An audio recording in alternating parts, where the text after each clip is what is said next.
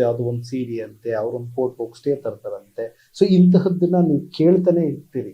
So ನಿಮ್ಮ ವೈಯಕ್ತಿಕ ಅಭಿಪ್ರಾಯ ಏನು? ಹಿಂದಿನ ಕಾಲದಲ್ಲಿ ಒಂದು ಮಠಕ್ಕೆ ಗುರುಗಳಿರ್ತಿದ್ರು, ಸ್ವಾಮೀಜಿಗಳು. ಅಲ್ಲಿ ಮರಿ ಸ್ವಾಮೀಜಿ ಅಥವಾ ಉತ್ತರಾಧಿಕಾರಿಯನ್ನು ನೇಮಿಸ್ತಿದ್ವಿ ತಿಳ್ಕೊಳ್ಳಿ.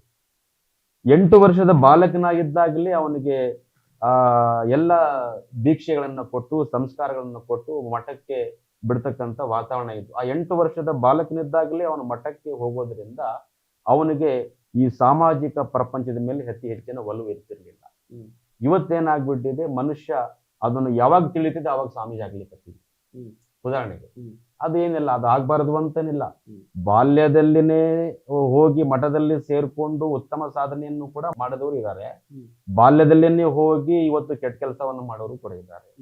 ಆಮೇಲೆ ತಮಗೆ ಇಷ್ಟವಾದಂತ ವಯಸ್ಸಲ್ಲಿ ಇವತ್ತು ಹೋಗಿ ಮಠಕ್ಕೆ ಹೋಗಿ ದೀಕ್ಷೆ ಪಡೆದು ಸನ್ಯಾಸತ್ವ ಪಡೆದು ಮಾಡ್ತಕ್ಕಂಥವ್ರು ಒಳ್ಳೆಯವರು ಇದ್ದಾರೆ, ಕೆಟ್ಟವರು ಇದ್ದಾರೆ.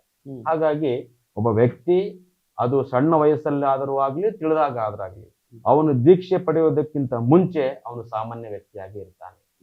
ಪ್ರಾಪಂಚಿಕ ಸುಖಗಳಲ್ಲಿ ಬಿದ್ದಿರ್ತಾನೆ.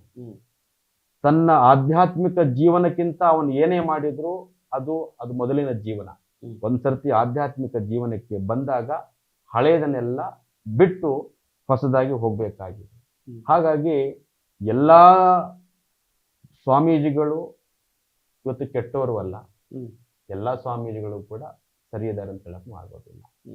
ಆದ್ರೆ ಇವತ್ತು ಯಾಕೆ ಅಂತಂದ್ರೆ ಇವತ್ತಿನ ಲೌಕಿಕ ಸುಖದಲ್ಲಿ ಆಸಕ್ತಿ ಯಾರು ತೋರ್ತಾ ಇದ್ದಾರೋ, ಇವತ್ತು ನಾವು ಹಾಳಾಗ್ಬೇಕಂದ್ರೆ ಒಂದು ರೂಪ, ಸೌಂದರ್ಯ, ಯೌವನ, ಅಂತಸ್ತು, ಸ್ಥಾನಮಾನ, ಈ ಐಶ್ವರ್ಯ ಇವೆಲ್ಲ ನಮಗೆ ಹಾಳು ಮಾಡ್ತಾ ಇದ್ದಾರೆ. ಹಾಗಾಗಿ ಯಾವ ಮಠಕ್ಕೆ ಅಂತಿದ್ದ ಮಠನ ಹೇಳಕೋಲ್ಲ ಹೆಸರು. ಇವತ್ತು ಎಲ್ಲಿ ಹೆಚ್ಚಿನ ಹಣಕಾಸು, ಐಶ್ವರ್ಯ, ಅಂತಸ್ತು, ಅಲ್ಲಿ ಹೆಚ್ಚು ಏನು ಇದೆ ಸೌಲಭ್ಯಗಳಿದ್ದೇವೆ ಅಂಥ ಮಠಗಳಲ್ಲಿ ಇದನ್ನ ನಾವು ಜಾಸ್ತಿ ನೋಡ್ತಾ ಇದ್ದೀವಿ. ಯಾವ ಮಠಗಳು ಆರ್ಥಿಕವಾಗಿ ಹಿಂದುಳಿದಿದ್ದಾವೆ ಅಲ್ಲಿ ನಾವು ಬಹಳ ಕಡಿಮೆ ನೋಡ್ತಾ ಇದ್ದೀವಿ. ಹಾಗಾಗಿ ಎಲ್ಲ ಸ್ವಾಮೀಜಿಗಳಲ್ಲೂ ಕೂಡ ನನ್ನ ಅಷ್ಟೇ ವಿನಂತಿ, ಬರುವಂತಹ ದಿನಮಾನದಲ್ಲಾದ್ರೂ ಇದು ಬದಲಾವಣೆಗಳು ಆಗಬೇಕು. ಒಂದ್ಸರ್ತಿ ಕಾವಿ ಉಟ್ಕೊಂಡ ಮೇಲೆ ಆ ಕಾವಿಯ ಘನತೆ, ಗೌರವವನ್ನು ಉಳಿಸ್ತಕ್ಕಂಥ ಕೆಲಸ. ನಿಮ್ಮ ಮಾತಿನ ಪ್ರಕಾರ ಸರ್ವ ಪರಿತ್ಯಾಗಿ ಅನ್ನುವರು ಇಲ್ಲಿ ಕಡಿಮೆಯಾಗಿದ್ದಾರೆ. ಹಣಕಾಸು, BMW ಕಾರು, ಅಥವಾ ಹೆಣ್ಮಗಳು, ಅಥವಾ ಎಂಡ ಸಾರಾಯಿ, ಸೊ ಇದು ಎಲ್ಲಿ ಲೌಕಿಕತೆ ಜಾಸ್ತಿ ಆಗ್ತಾ ಬರ್ತಾ ಇದೆ ಅಂತಹ ಮಠಗಳು ಈ ರೀತಿಯ ಕಲ್ಚರ್ನ ಬೆಳೆಸ್ಕೊಂಡ್ ಬರ್ತಿದ್ದಾರೆ ಅಂತ. ಕೆಲವು ಕಡೆ ಆ ವಾತಾವರಣ ನೋಡ್ತಾ ಇದ್ದೀವಿ. ಅತಿ ಹೆಚ್ಚು ರಾಜಕೀಯ ಕಡೆ ಎಲ್ಲಿ ಆಸಕ್ತಿ ತೋರಿಸ್ತಕ್ಕಂಥ ಕೆಲವು ಸ್ವಾಮೀಜಿಗಳು, ಗುರುಜಿಗಳು ಇದ್ದಾರೆ. ರಾಜಕಾರಣದಲ್ಲಿ ಕಲುಷಿತವನ್ನ ಇರ್ತಕ್ಕಂಥದ್ದನ್ನ ಸರಿ ಮಾಡತಕ್ಕಂಥ ಸ್ವಾಮೀಜಿಗಳು ಕೂಡ ಇದ್ದಾರೆ. ರಾಜಕೀಯದಿಂದ ಲಾಭ ತೆಗೆದುಕೊಂಡತಕ್ಕಂಥ ಸ್ವಾಮೀಜಿಗಳು ಇದ್ದಾರೆ. ಇವತ್ತು ಸರ್ವ ಸಂಘ ಪರಿತ್ಯಾಗ ಮಾಡಿ. ನೀವು ಯಾವ ಜಾತಿ ಸ್ವಾಮಿಗಳು? ಈಗ ಸ್ವಾಮೀಜಿಗಳಿಗೆ ಜಾತಿ ಇರೋದಿಲ್ಲ ಒಂದು. ಆಮೇಲೆ ಸ್ವಾಮೀಜಿಗಳಿಗೆ ಜಾತಿಯ ಹಂಗನ್ನ ತೊರೆದೇ ಅವರು ಕಾವಿಯನ್ನು ಹಾಕೊಂಡಿರ್ತಾರೆ, ಉದಾಹರಣೆಗೆ.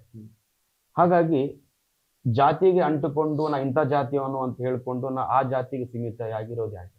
ಹಾಗಾಗಿ ಲಿಂಗಾಯತ ಅನ್ನೋದು ಒಂದು ತತ್ವ, ಲಿಂಗಾಯತ ಅನ್ನೋದು ಒಂದು ಜಾತಿ ಅಲ್ಲ. ನಾನೊಬ್ಬ ಲಿಂಗಾಯತ ತತ್ವವಾದಿ. ಲಿಂಗಾಯತ ಅನ್ನುವುದು ಒಂದು ಧರ್ಮ, ಅದು ಒಂದು ಜಾತಿ ಅಲ್ಲ. ಸೊ ಲಿಂಗಾಯತ ಅನ್ನುವಂತಹ ಧರ್ಮದಲ್ಲಿ ಬಸವಣ್ಣವರು ಹೇಳಿದ ಪ್ರಕಾರ ಸರ್ವರು ಸಮಾನರು.